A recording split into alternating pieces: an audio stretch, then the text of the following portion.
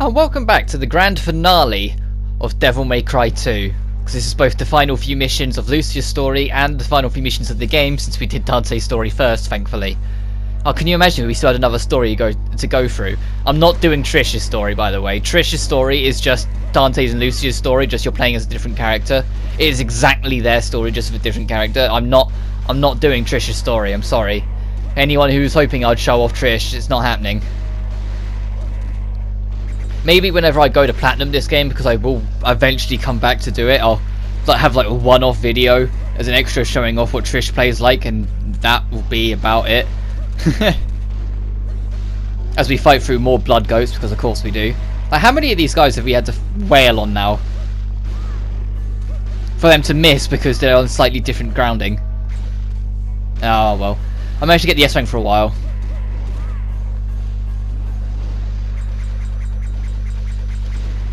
But after this, like as of this recording, we're less than 2 weeks away from Sony's conference at E3. I don't care about the rest of E3 because, let's be honest, EA is going to be the same. We're here for the players while simultaneously trying to rip you off. Ubisoft, unless they announce Splinter Cell 7 or a new Trials game, I'm not that fast personally. Microsoft is probably going to talk about Minecraft and racing, or maybe Halo, because it's been a few years now. So I'm not that fast personally. And what else is in there? Nintendo, I don't have a Switch yet, and I doubt they're going to talk about Shin Megami Tensei 5, so I'm not too fussed personally. I want to see Smash 5, but I'm not that fussed overall. Like, I want to see what Smash 5's about, but other than that, I'm not too bothered. I don't mind too much what Nintendo are up to. But then there's just Sony's, purely because of the DMC5 announcement potential.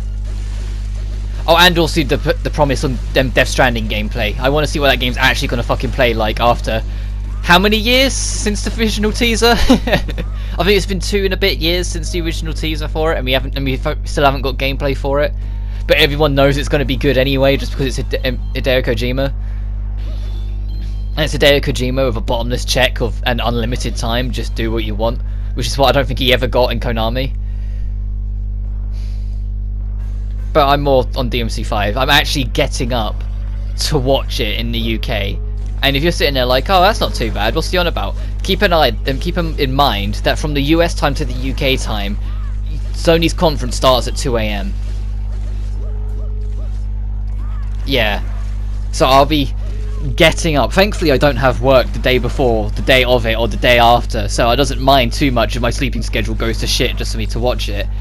But my plan is to go to bed earlier on the night of it and wake up at midnight, with 2 hours before the conference, so then I have time to pull myself together, proper wake up, get myself in the zone, maybe get a snack, a glass of water, etc, etc, watch the conference, see if DMC5 is about, like, explode in joy if it does, and be bitterly disappointed that I wasted my time if not, then go to sleep to try and get at least another 4 hours. Like, if I get up at like between 7 and 8, I'll be happy, because then I've balanced it out. I went to bed early enough to get a good 3, possibly 4 hours before it, and a good 4 hours after it. Yeah, it's not 8 hours straight, which you're supposed to have, but it's still survivable. And then any sleep I lose, I can recover the next day, whilst being super, super hyped that DMC5 is a thing, because you know I'm getting that day one. Probably at midnight, probably a collector's edition if it gets one. I'm so stoked for the possibility of DMC5. But I should really talk about this game since we are playing this one instead of my hopes at E3, which is less than 2 weeks away now. Because I said Sony's one is on the 12th at 2 AM for UK. We've got, anyway, this secret mission, we've got another rematch with Bolverk, which tells me that we're probably not going to fight him again in the mission like we did in Dante's story, which I'm alright with him being in the secret mission. I just wish it didn't have the bloody dogs, or we're getting stabbed to oblivion. I should probably concentrate a little bit more. Ow, fuck, I don't remember that attack.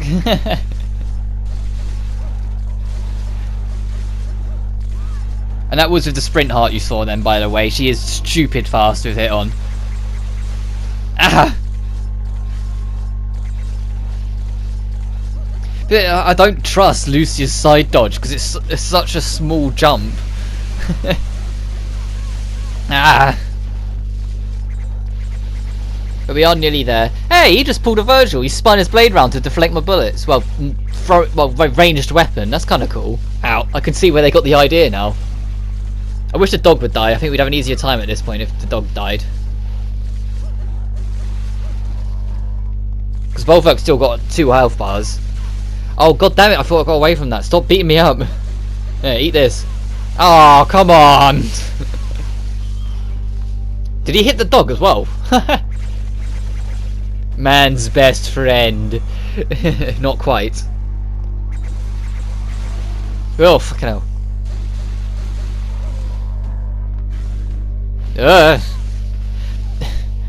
Alright, so you can't spam roll. They've got the whole Bayonetta. If you roll too much, she'll do an extended animation on the last one to get caught in. Because that's what it looked like then, how I got caught. Which I don't mind. If that's actually a thing, then kudos for having it in it. I don't know if it actually does, but...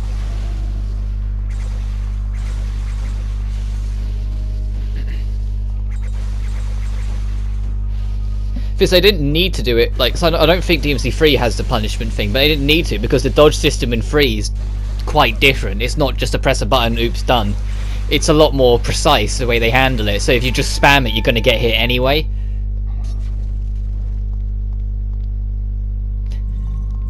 Alright. Hey! And that's the last secret mission, yay! So all we've got left is... I'll have to glance at the walkthrough as we move on, but if there's any blue orb fragments, there's going to be 4 of them, which I got a feeling with that. I doubt it. I got a feeling that was the last one we've got. There might be a full blue orb though, because of course there might be, because it's this bloody game. The amount they've thrown at us already. But yeah, I think we've got every single blue orb. I don't think we've missed any. Which, if that's the case, I'm pretty impressed by that. I'm pretty chuffed I managed to get through it all without missing one. Like Dante's, I knew it was a lot more likely because the walkthrough I was following was a lot looser than the one I followed for Lucia. And I was deliberately so. I wanted it to be as loose as possible so I can still find them, but it's not just, okay, go here, go there, go here. I still have to look. And I know I got all of them in Dante's because I got a full health bar at the end. But in Lucia's, there's no way I'm going to have enough red orbs to buy a full health bar at the end to really know. So I'll just have to check afterwards that I make sure I have. But I have been following a bit stricter of a walkthrough of Lucia just because that style of walkthrough that I got with Dante's, I couldn't find anywhere for Lucia. Okay, what are we going to fight? And it's... normal enemies, okay. I was hoping for a rematch with an old boss, but never mind. But to be fair, they're not going to do Bolvok again because we just did it in the secret mission. They could do Arangarella because they've done him enough times, but I've got a feeling that this is too small an arena. They could do just the head from the skyscraper boss, Nephastus, because I think he'd be able to fit in some arenas. Especially a secret room, I think he'd fit in one of those. They're not going to have Dante's final boss in like Lucia's secret mission because Lucia never fights it.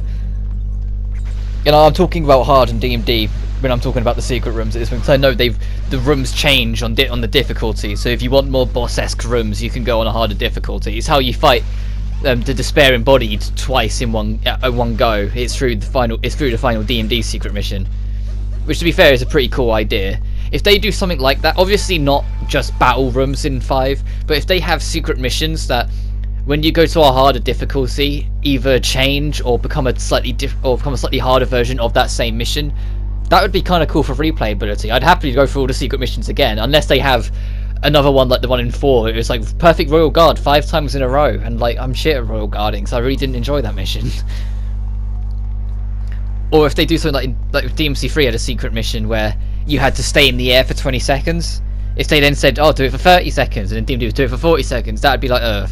But if they actually, like, say it was collect all the red orbs in an area, and on normal it was like a relatively linear path, but on hard it was a more varied path, and on that DMD it was a very open-ended thing, so you had to be very quick and very good on your exploration skills to find it, that sort of thing.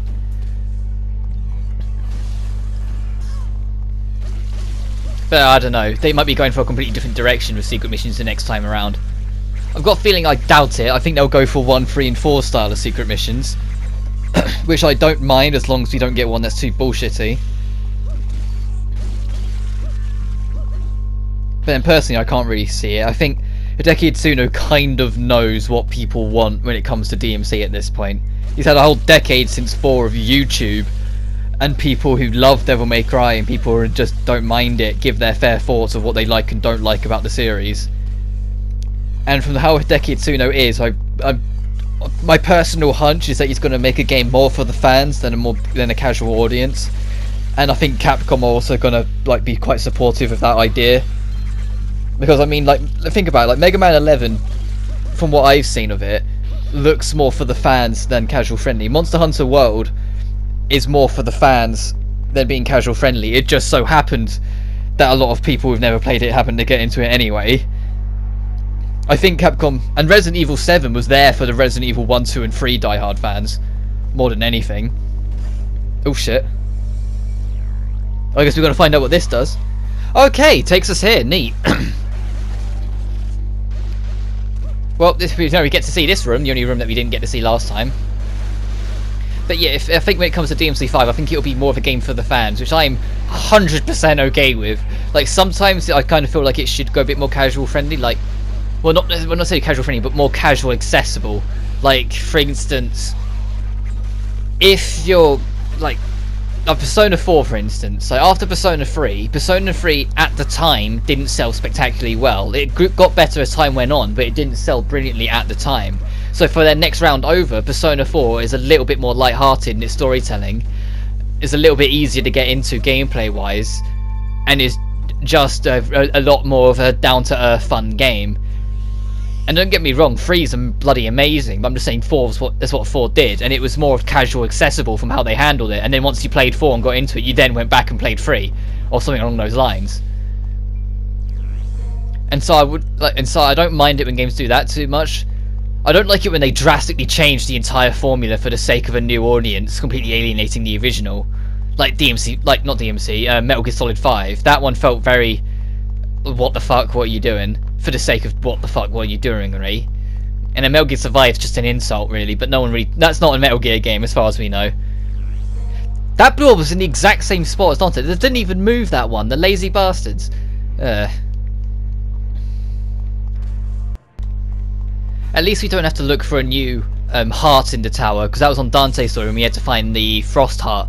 Which makes sense when you think about it, that in Arius' tower, the Frost Heart is there. You know, the one Lucia starts with, and Lucia was kind of made by Arius, so it makes sense. Arius would have Frost, Lucia would have Frost, Dante would find Frost in Arius' tower.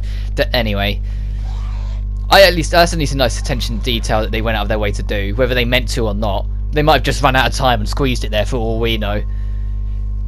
As I think I went the wrong way. Actually, no, I've got to check now. I'm pretty sure it's the wrong way, but I've got to check. Yeah, it is. Alright. Because the room didn't look all distorted and broken, so I was like, okay, I think I've gone the wrong way. I think I went through that door by accident on Dante's playthrough as well. God. So I know YouTube, because I've seen the other one. I watched back on it, because it's like one of the few videos of my own that I do, which I don't like watching my own stuff too much personally. But I went back and watched the Dante one to see if it was as dark as it is on the TV screen. It's nowhere near as dark on YouTube. I was like, wow, you can actually see where you're going. But on the game, it's pretty damn dark. Thanks YouTube for actually making it lighter. Oh, we're gonna fight this guy again, aren't we? I kind of I saw it in the back of my head. I was like, oh, we're gonna fight him again, because that weird zippy thing where it jumped all over the place. But this fight's gonna take even longer because Lucy doesn't shoot as fast. I wonder if it says anything different. Or he, she, it, thingy-majig, gold orb.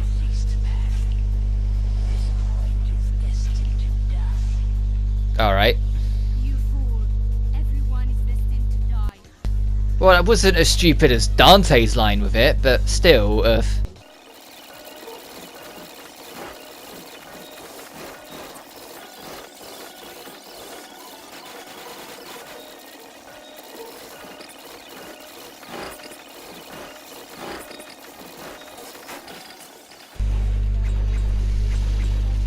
Oh, come on. I might be able to kill it in this cycle. Go on. Yeah!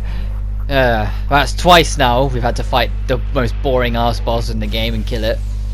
Oh god, it's just crossed my mind. If I ever go to try and platinum this game just to get it done so I never have to play it again, I have to fight that fucker on DMD. Where it's going to have more health, do more damage, and just take forever. Well, can I not open this door? Oh, there we go. Oh, more encounters, neat. You'd think they'd not do encounters after that boss fight, but oh well.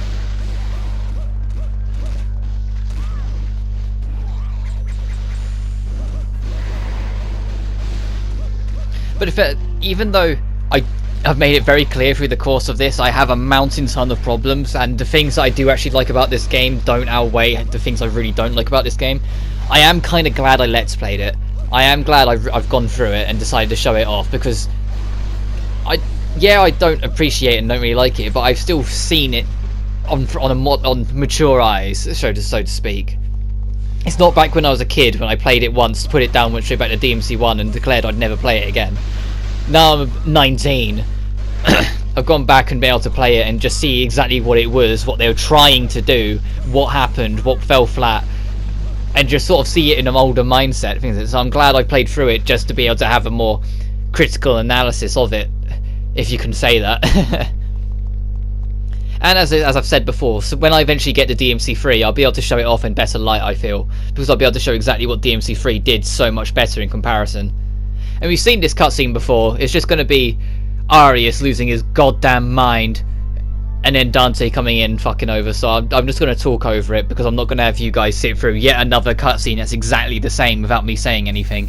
Because he's going to go through here, he's going to like completely break the rules again later on, because he doesn't have all the things to open the way to hell actually, and hell's going to open anyway because fuck continuity that you make in your own bloody game.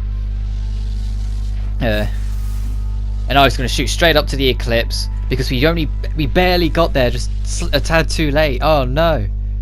I was just going to scream like a madman and lose any kind of like casuality in his voice. Oh no, this is different. Oh, and then the mission ends. Alright, so we got 2 seconds of extra cutscene. Neat.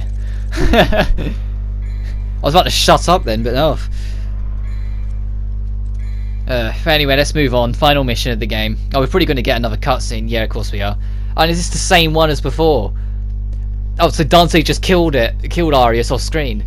Alright, neat. He's completely going to skip that and play this cutscene again. Sup, Dante? I think this is like the 3rd time we've seen you, the entirety of Lucia's playthrough. Hey.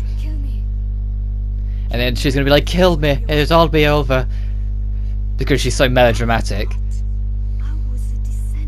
But then we get our favourite message. Devils never cry.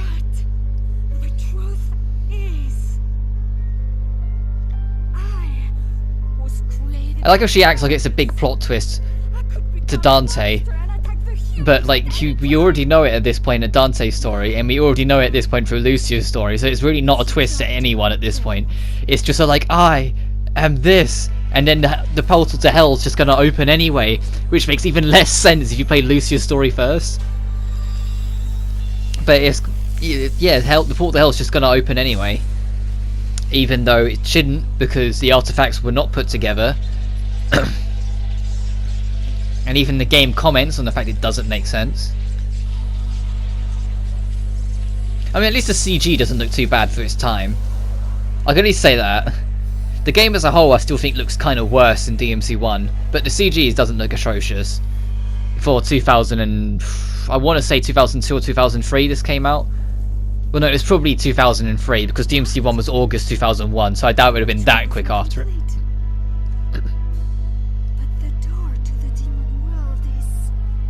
And Dante's gonna be like, alright, see ya.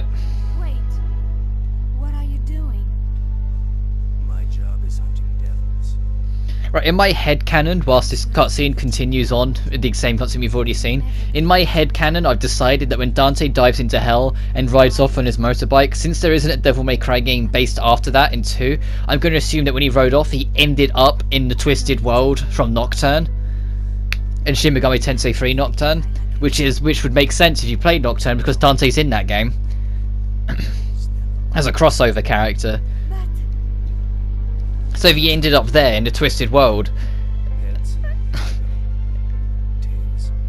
bumps into Demi-Fiend, tries to kill him thinking because Demi-Fiend is half devil or half demon, half human like Dante, but Demi embraces the demonic side whilst Dante obviously embraces humanity more. Tries to kill him twice. Eventually you can actually recruit Dante on your team in Nocturne, which is neat. Unfortunately he joined so late in that you probably have demons stronger than him. Like, he has some pretty good skills, don't get me wrong, but you're probably not going to use him that much unless you're a fan like me and just wanted to use him once for the sake of using him and then went back to your normal team. But yeah, that's okay. So bye Dante, see you in Nocturne. Dante. Oh, this is a new part of the cutscene. And this is Lucia's final boss. Arius is somehow not dead. Neat. He looks like a Resident Evil monster. He looks like a Resident Evil 1 or 2 final boss. Like, where's the rocket launcher? Why did Dante have to take the rocket launcher? What can we upgrade? Oh. Yeah, we're not gonna have enough to max it out, but oh well. Let's go. This is the final mission. Yeah, mission 13 is the last mission, Lucia. This is just Arius' boss theme. They couldn't even give like a new theme for Possessed Arius. Oh. But this fight's entirely new to me in every sense of the word, sort of like the fish, so I'll be discovering this as we go along. Similar to the bloody fish, but at least this fight hopefully won't be as terrible as the fish. That was such a boring ass fight. Because I'm going into the mentality of shoot until he gets close, and when he gets close then dodge out the way and get a physical attack in, like so. Well, that health bar drops! Christ! Oh, and you can hit his death orbs, nice to know. It doesn't look like you can deflect them, but you can hit them. And he's going to keep on shooting them out, so I'm going to head over to him. Ow! And get punched in the face with my troubles. Yeah, so you can hit those, that's kind of cool. I'll give you credit for that game. The annoying projectiles can be easily dealt with by just swinging at them. It'd be cool if I could straight up deflect them back at him, but I can't ask for everything. Oh, he's got another health bar under this. Okay, he's still got a little ways to go yet. And that's assuming there isn't another fight after this, like a phase 2, because there probably will be. But seriously, I can't shake the feeling he looks like a Resident Evil like final boss. Like, he looks like someone who's been in the wrong experiment and just ended up in this game instead of a Resident Evil game.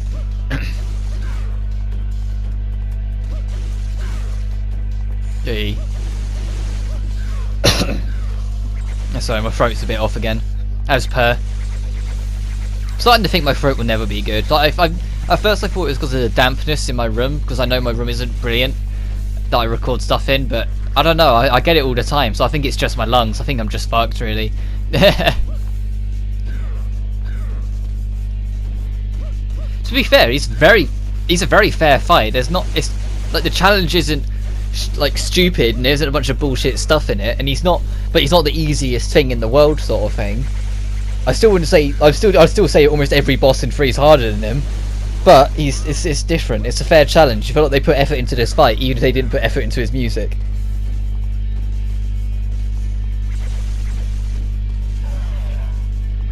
Because they did just reuse it from the normal Arius fight.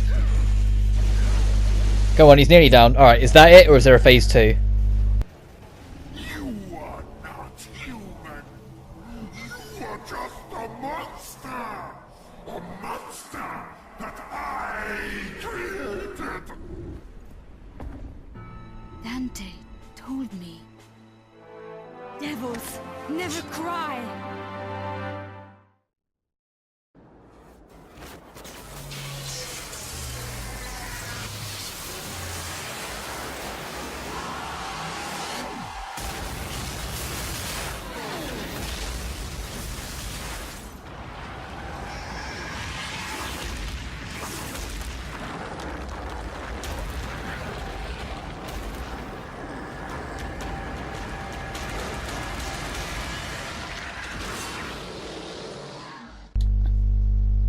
Alright.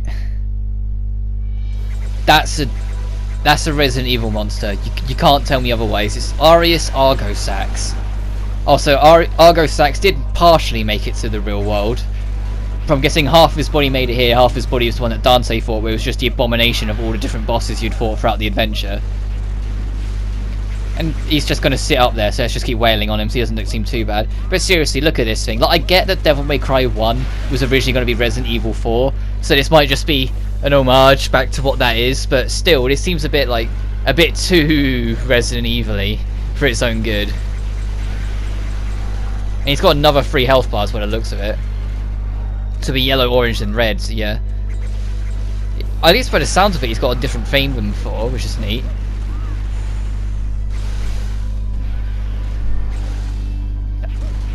As the bus, of all things, now goes past.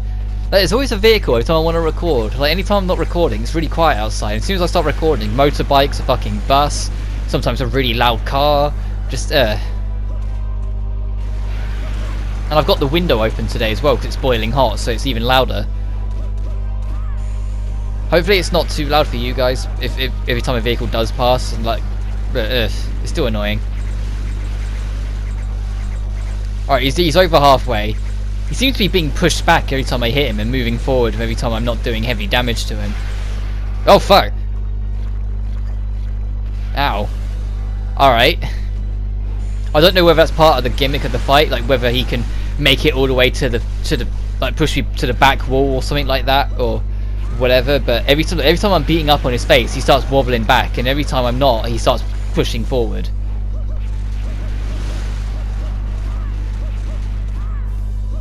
He's nearly there. Come on, home stretch. Ow. We're on the R. We're on the dash. We're on the S. We're nearly there. Come on, finish this fucking game. Yeah, that's got to be it. Yeah, he's dying in really low budget fashion. Alright, neat. And that's it. We've done Devil May Cry 2. Hey, see you at the credits.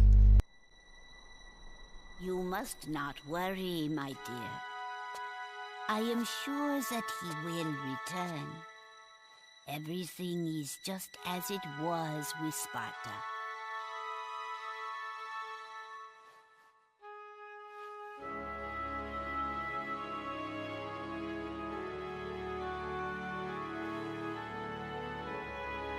Oh my. What is it, my dear? Both sides are heads. Heads, I go. Tails, you go. It tricked me. That macho.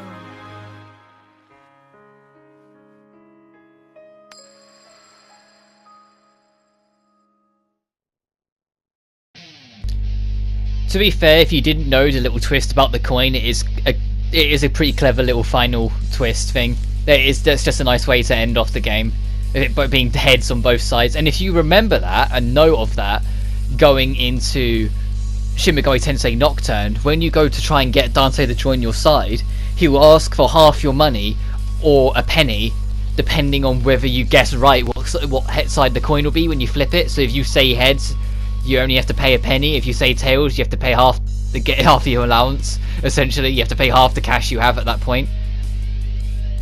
But Devil May Cry 2, as a whole, was a very questionable experience. It's definitely the worst game I've Let's Played on the channel in terms of my opinion on it. Hopefully I've at least been somewhat entertaining as we've been going through, whether it's me losing my mind trying to get really precise shit in the game, or getting bored at witless and just trying to think of stuff to do. As why show footage of Dante getting fucked up in the background? That's not my footage, game. Don't pretend it is. But I don't know.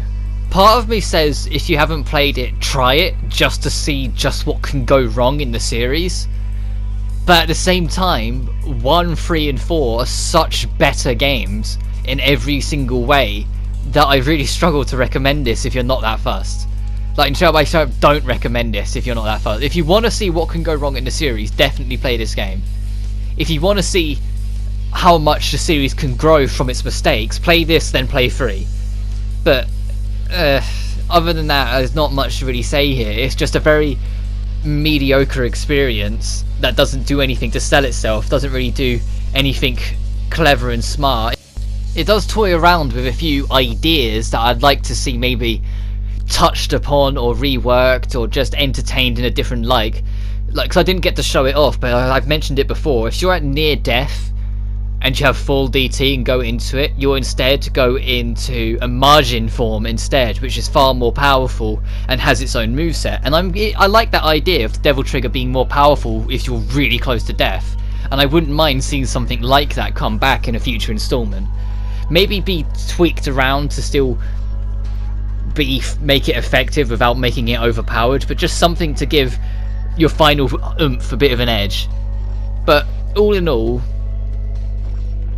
I don't have too much to say.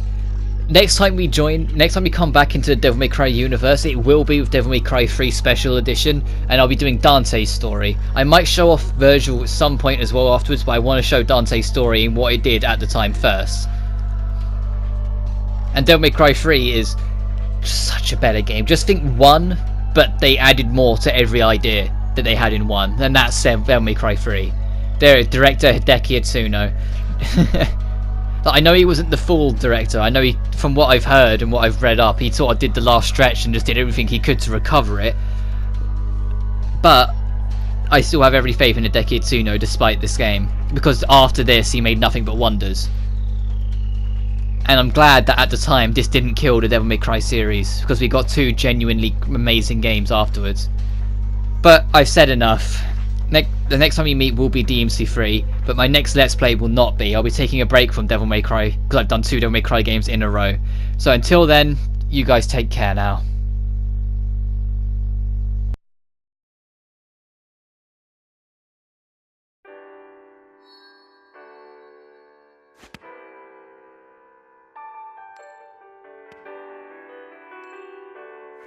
My job is hunting devils. Devils never cry. I know. He did the same thing. But Sparta did come back